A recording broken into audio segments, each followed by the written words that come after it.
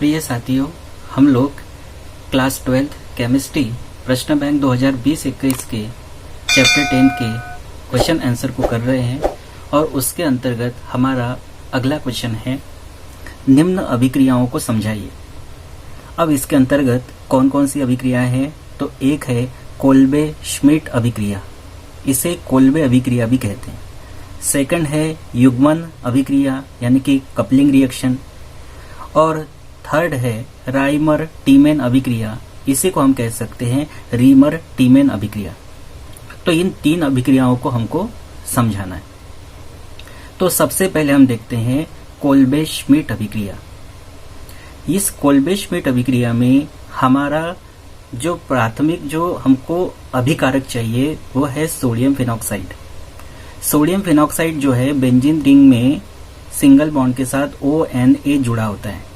तो इसका ये जो फार्मूला है ये है सोडियम फिनॉक्साइड। अब ये कैसे बनेगा? तो आप जानते हैं कि जो फिनॉल होता है वो फिनॉल अम्लीय प्रकृति का होता है। जब ये फिनॉल या तो सोडियम के साथ, क्योंकि आप जानते हैं विद्युत रासायनिक श्रेणी में सोडियम हाइड्रोजन से ऊपर है, और हम ये बात अच्छे से जानते हैं कि जो धातुएं विद्युत रासायनिक श्रेणी में हाइड्रोजन से ऊपर होती है वो अम्लों से क्रिया करके हाइड्रोजन गैस देती है। तो यहाँ पर जो फिनॉल है ये फिनॉल सोडियम के साथ क्रिया करके सोडियम फिनॉक्साइड बना सकता है और हाइड्रोजन गैस बाहर निकल सकती है, क्योंकि फिनॉल कैसा है? अम्लीय प्रकृति का है। या इसको बनाने के लिए आप एक काम और कर सकते हो, फिनॉल की क्रिया क्षार NaOH के साथ कर सकते हो, जिसके कारण फिनॉल NaOH के साथ क्रिया करेगा और जल का अणु बाहर निकल के सोडियम फिनॉक्साइड बनेगा। तो हाल फिलहाल तो हमको ये फार्मूला डायरेक्ट ही लेना है जिसका नाम है सोडियम फिनॉक्साइड। इस सोडियम फिनॉक्साइड की क्रिया जब हम कार्बन डाइऑक्साइड के साथ, कार्बन डाइऑक्साइड मतलब CO2, इसके साथ करते हैं 400 केल्विन ताप और 4 से 7 वायुमंडलीय दाब यानी कि उच्च दाब पर, तो इन दोनों की जब क्रिया होती है उस स्थिति में यहाँ पर हाइड्रोजन परमाणु कार्बन के साथ उपस्थित होता है। हम इसको बाहर दिखा देते हैं। अब होगा क्या, यहाँ पर ये जो सोडियम है, ये सोडियम है, ये CO2 मतलब COO, इस हाइड्रोजन को हटा के ये यहाँ पर जुड़ेगा और ये हाइड्रोजन सोडियम की जगह पर चला जाएगा और सोडियम जो है वो COO के साथ अर्थात COO के साथ आ जाएगा। बात को समझना, यहाँ से हाइड्रोजन निकलेगा तो जुड़ेगा COO, ये हाइड्रोजन सोडियम की जगह जाएगा तो हो जाएगा OH, और ये सोडियम जो है वो हाइड्रोजन की जगह पे जो COO जुड़ा है उसके साथ Na के रूप में आ जाएगा। कहने का मतलब है यहाँ पे हुआ है पुनर्विन्यास, या जिसको हम कह सकते हैं रीअरेंजमेंट हुआ है। तो इस बात को आप बहुत अच्छे से समझना। यहाँ से हाइड्रोजन गया है इस ऑक्सीजन पर, तो यहाँ जुड़ा है COO और यहाँ का NaCOO के साथ आ गया। इस तरह से ये जो हमारा प्रोडक्ट मिला ये है सोडियम सैलिसिलेट। क्योंकि अगर यहाँ पे सोडियम नहीं होता और हाइड्रोजन होता तो वो सैलिसिलिक अम्ल होता। हाइड्रोजन को हटा के Na जुड़ा है, मतलब ये बचा हुआ भाग जो है ये सैलिसिलेट है, और सोडियम जुड़ा है तो सोडियम सैलिसिलेट। ये जो बना हुआ सोडियम सैलिसिलेट है, ये सोडियम सैलिसिलेट तनु HCl के साथ, तनु HCl का मतलब जो HCl है हाइड्रोक्लोरिक अम्ल है, इसका जल में बना विलयन, मतलब ये अभिक्रिया अम्लीय माध्यम में होगी। तो तनु HCl के साथ ये सोडियम सैलिसिलेट क्रिया करता है और यहाँ का सोडियम यहाँ के क्लोरीन के साथ क्रिया करके NaCl बनाकर बाहर निकल जाता है और इस सोडियम की जगह पर आ जाता है ये हाइड्रोजन। तो इस तरह से हमको मिलेगा बेंजीन रिंग के साथ सिंगल बॉन्ड OH और यहाँ आएगा COO और ये वाला हाइड्रोजन आएगा। तो इस तरह से ये बना है हमारा सैलिसिलिक अम्ल। तो हम ये कह सकते हैं कि कोल्बे श्मिट अभिक्रिया जो है उसमें सोडियम फिनॉक्साइड से क्या बनता है? सैलिसिलिक अम्ल बनता है। इसको हम दूसरा नाम भी दे सकते हैं। देखिए, अगर ये दोनों क्रियात्मक समूह को देखेंगे तो हम इसको प्रायोरिटी देंगे, प्राथमिकता देंगे, तो ये होगा आर्थो, ये मेटा और ये पैरा। तो आर्थो पोजीशन पे OH है तो इसको कहेंगे आर्थो हाइड्रोक्सी, और OH का नाम लिखने के बाद जो बचा हुआ फार्मूला है वो बेंजोइक अम्ल का है, तो हम इसको कहेंगे आर्थो हाइड्रोक्सी बेंजोइक अम्ल। तो ये अभिक्रिया है कोल्बे श्मिट अभिक्रिया, जिसमें सोडियम फिनॉक्साइड सोडियम फिनॉक्साइड से क्या बना, सैलिसिलिक अम्ल बना है। बहुत अच्छे से याद रखना। और मैंने आपको ये बात बताई कि सोडियम फिनॉक्साइड कैसे मिल सकता है, फिनॉल की या तो सोडियम के साथ क्रिया करके या फिनॉल की NaOH सोडियम हाइड्रोक्साइड के साथ क्रिया करके। तो यह है कोल्वे श्मिट अभिक्रिया। फिर उसके बाद है हमारी सेकंड रिएक्शन, उसका नाम है युग्मन अभिक्रिया या जिसको कहते हैं कपलिंग रिएक्शन। इस युग्मन अभिक्रिया में हमको चाहिए बेंजीन डाइएजोनियम क्लोराइड। अच्छा, ये जो वर्णन है, ये वर्णन बिल्कुल याद मत करना। जैसा आपने अभिक्रिया की बस आप अपने मन से 2-3 लाइनें लिख दीजिए। पेपर में भी जब आप हल करें तो 2-3 लाइन छोड़ दीजिए।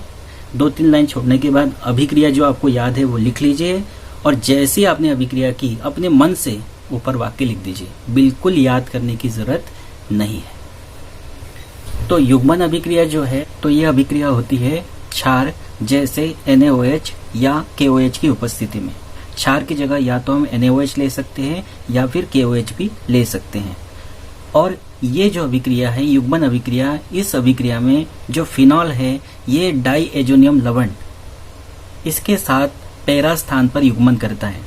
अब जो फिनॉल है, इस फिनॉल का फार्मूला है बेंजीन रिंग के साथ सिंगल बॉन्ड OH ग्रुप जुड़ा रहता है, तो ये फिनॉल का फार्मूला है। इस फिनॉल के फार्मूले में कहीं से भी अगर आप जाते हैं, या तो इस साइड से जाते हैं या इस साइड से जाते हैं। अगर आप इधर से जा रहे हैं तो ये आर्थो, ये मेटा और ये पैरा। हमको पैरा पोजीशन पे जो कार्बन है उस कार्बन के हाइड्रोजन की यहाँ जरूरत है, तो हमको इसको H करके दिखा देना है। तो ये कहलाएगा जो फिनॉल है उसका पैरा पोजीशन।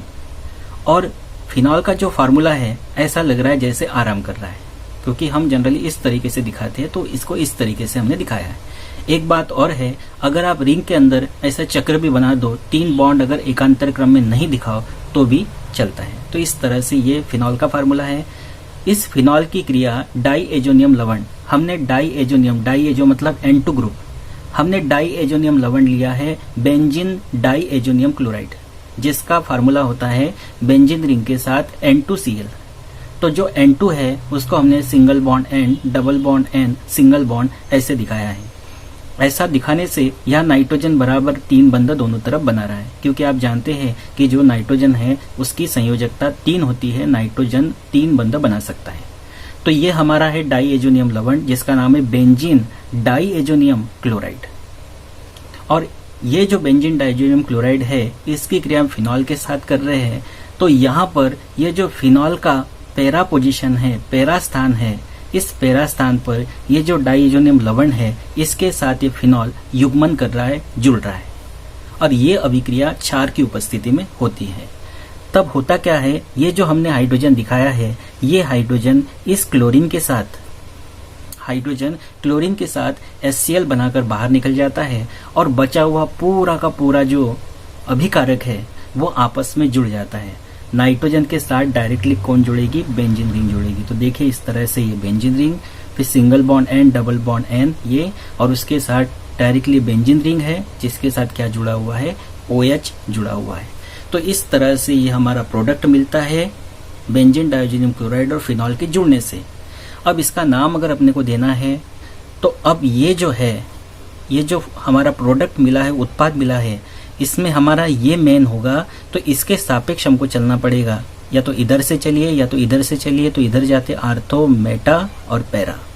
तो पैरा पोजीशन पे जो है OH ग्रुप जुड़ा है तो हम कहेंगे पैरा हाइड्रोक्सी। और पैरा हाइड्रोक्सी के बाद ये जो बचा फार्मूला है ये है एजोबेंजीन का। तो इस तरह से बनता है पैरा हाइड्रोक्सी एजोबेंजीन। और ये पैरा हाइड्रोक्सी एजोबेंजीन है, ये नारंगी रंग का रंजक होता है। इस तरह से ये युग्मन अभिक्रिया फिनॉल के साथ बेंजीन डाइएजोनियम क्लोराइड, जिसको हम डाइएजोनियम लवण कहते हैं, इसकी क्रिया होती है और फिनॉल के पैरा पोजीशन पे ये जुड़ता है, युग्मन करता है और क्षार की उपस्थिति में ये अभिक्रिया होती है। और प्रोडक्ट हमारा क्या मिला, पैरा हाइड्रोक्सी एजोबेंजीन। एक अभिक्रिया और है हमारी जिसका नाम है राइमर टीमेन अभिक्रिया, या इसको रीमर टीमेन अभिक्रिया के नाम से भी जानते हैं। इस रीमर टीमेन अभिक्रिया या राइमर टीमेन अभिक्रिया में क्या होता है, जो फिनॉल है, फिनॉल मतलब बेंजीन रिंग के साथ OH, फिनॉल है, इस फिनॉल की क्रिया क्षारीय माध्यम मतलब जैसे NaOH या KOH, क्षार की जगह हम ले सकते हैं NaOH या KOH, क्षारीय माध्यम में क्लोरोफॉर्म के साथ CHCl3 क्लोरोफॉर्म के साथ जब क्रिया करते हैं फिनॉल की, क्षारीय माध्यम में क्लोरोफॉर्म के साथ क्रिया करते हैं 60 से 70 डिग्री सेंटीग्रेड पर, मतलब इनके मिश्रण को हम 60 से 70 डिग्री सेंटीग्रेड पर गर्म करते हैं। तब ये जो फिनॉल है, इसके ये जो कार्बन आपको दिखाई दे रहे हैं, इस कार्बन पर एक एक हाइड्रोजन विद्यमान होगा। अब यहाँ का हाइड्रोजन को हमको जरूरत है, तो हम यहाँ के हाइड्रोजन को बाहर निकाल देते हैं।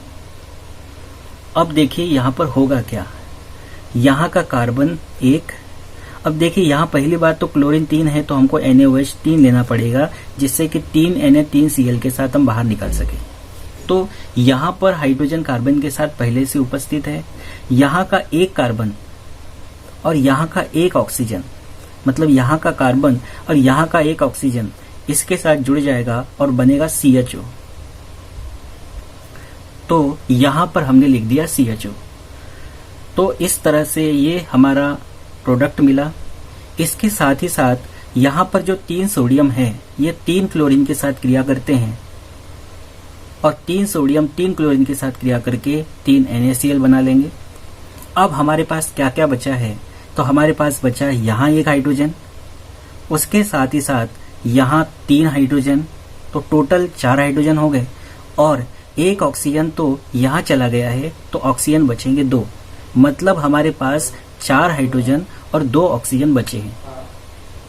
तो ये जो 2 ऑक्सीजन हैं, ये 4 हाइड्रोजन के साथ क्रिया करके 2 जल के अणु बना लेंगे।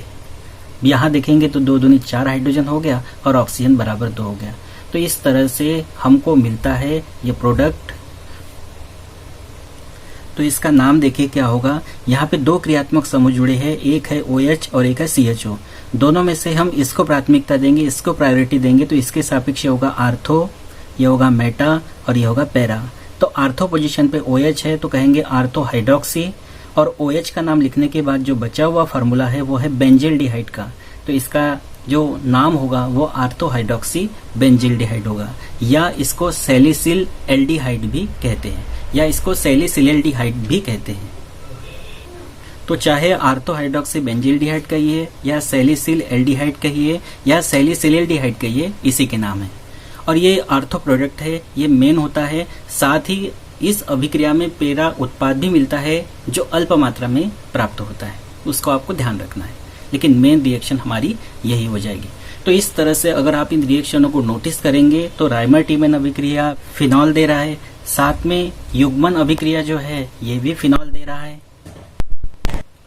और साथ ही जो कोल्बे-श्मिट अभिक्रिया है ये भी कहीं ना कहीं सोडियम फिनॉक्साइड फिनॉल से ही प्राप्त होता है। तो ओवरऑल अगर आप देखेंगे तो ये जो तीनों अभिक्रियाएं हैं ये एक प्रकार से फिनॉल की ही अभिक्रिया है। कौन कौन सी? कोल्बे-श्मिट अभिक्रिया, युग्मन अभिक्रिया और राइमर-टीमन अभिक्रिया। Thank you.